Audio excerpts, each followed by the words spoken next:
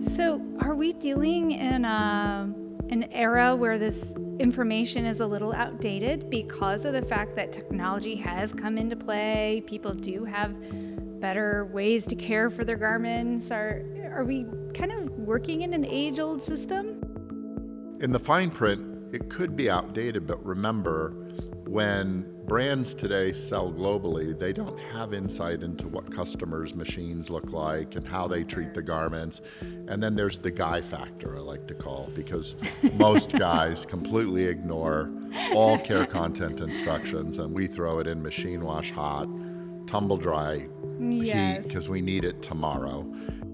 Welcome to Clothing Culture, a fashion industry podcast at the intersection of technology and innovation. I'm Emily Lane. And I'm Bret Schnitker. We speak with experts and disruptors who are moving the industry forward and discuss solutions to real industry challenges. Clothing Culture is produced by Stars Design Group, a global design and production house with more than 30 years of experience. Welcome to Clothing Culture. We are joined together once again at our tabletop because we have more questions from you, and thank you so much for sending those in. We've had some conversations recently from both customers and listeners about fabric. You know, we see these tags inside our garments and they tell us what to do.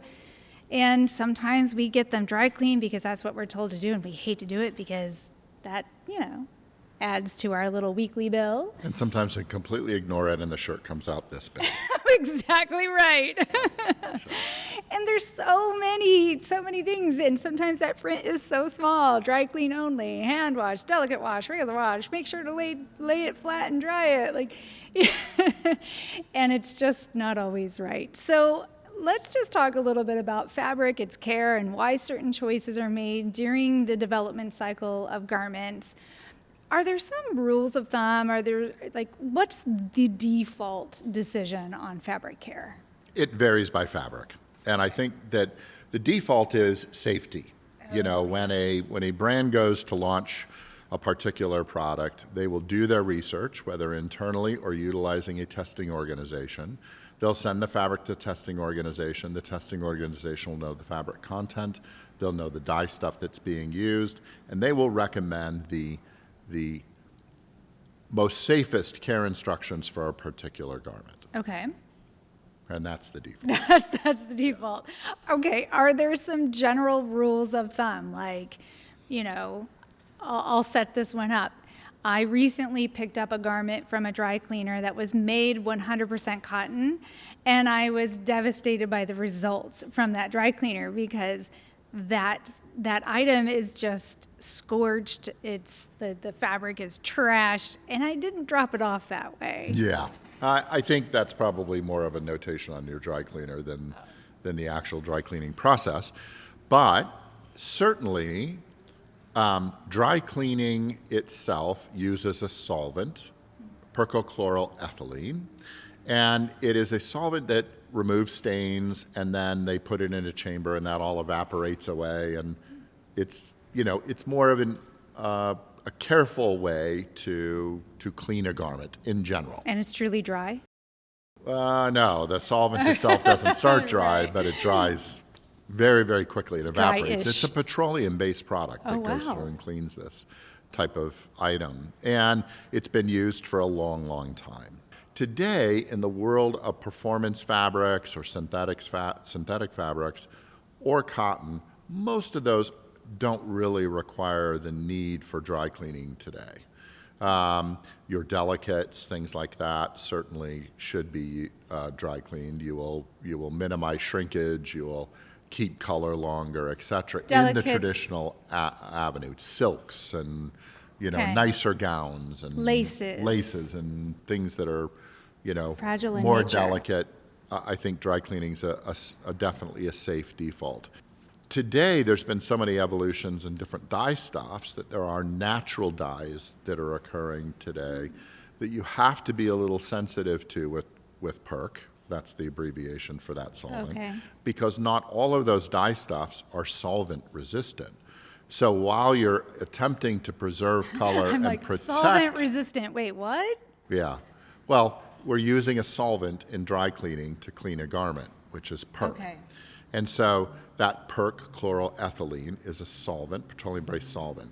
The dye stuff, being a natural dye stuff, is not solvent resistant. So what happens is when you potentially, if you take that to a dry cleaner, your color will fade. Because while it can resist to sunlight and normal laundering, you put it with a solvent, this petroleum-based solvent, it's going to reduce the color. So you have to, with all the evolutions of dye stuffs and things like that today, you have to really explore, what's the best method. And I would tell you that today, everyone loves to throw things in the laundry. Yeah. And more than ever, we're mainly a synthetic society. Polyesters, nylons, things like that. All of those, for the most part, can all be washed in your laundry. And really, I can't tell you the number of garments that I have dry cleaned that are 100% polyester. Of course, because the companies are defaulting to safety. Exactly. But the reality is that as laundry machines have evolved, I mean, we have some pretty tech-forward laundry machines now. You can create certain settings. You can put a delicate setting in there. You can control the temperature. You control how many rinses. You can control the speed cycle. So today, there's a lot of things that you can really honestly put in your washing machine today and easily clean your garment. Even detergents have evolved so much today. That's amazing. But a garment company is not necessarily going to put that on their care label because they want to default to the safest setting for your apparel. So for a consumer, let's just break down some fundamentals. You mentioned it, poly, some of these other cotton. What are other fabrics that are generally safe to put in your washing machine, with some of these new technologies that exist? Yeah, all the synthetics basically are safe to put in your washing machine. And most of your natural fibers like cotton, linen, things like that. Okay. The things that are the downside to putting those things in your washing machine if you're not controlling, especially the natural fibers, because natural fibers are hydrophilic, meaning they absorb water. I remember that from an earlier episode. Hydrophobic doesn't, and those are synthetics. Yes. Is that through the washing process, depending on the temperature setting and the drying process, you will get compaction of fabric and natural fibers to different degrees, so you will see some shrinkage.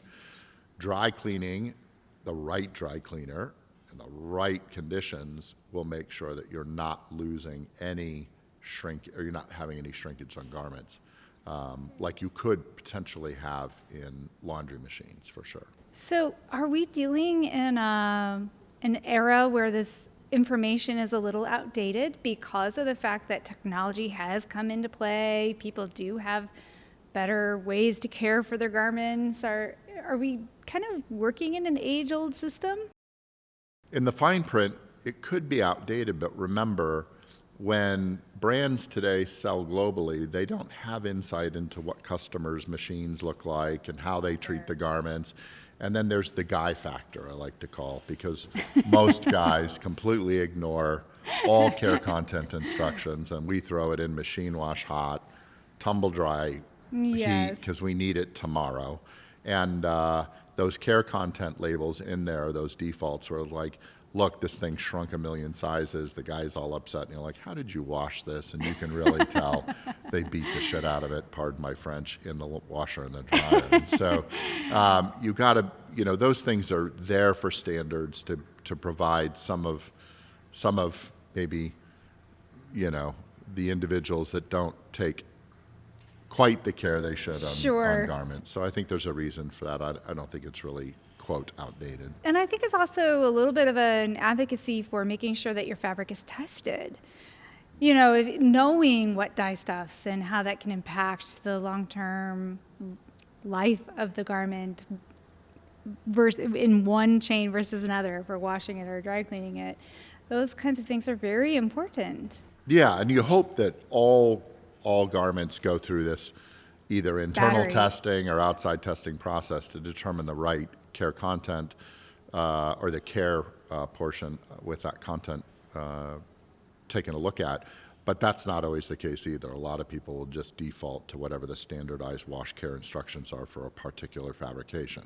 So you've just got to be careful there too. So just a quick question for you, for the people who are newer to the industry. Fabric testing, is there a question they should ask, or give me these battery of tests? Is it what should somebody communicate to make sure that their fabric is getting tested? There are a number of testing labs throughout the world, and the best thing to do is get an actual garment or fabric that is production finished. Get as much information on that fabric as you can, and you send it to the lab and you say, what are the recommended care instructions for this particular garment and or fabric? And they'll go through the test and provide you what their recommendation is.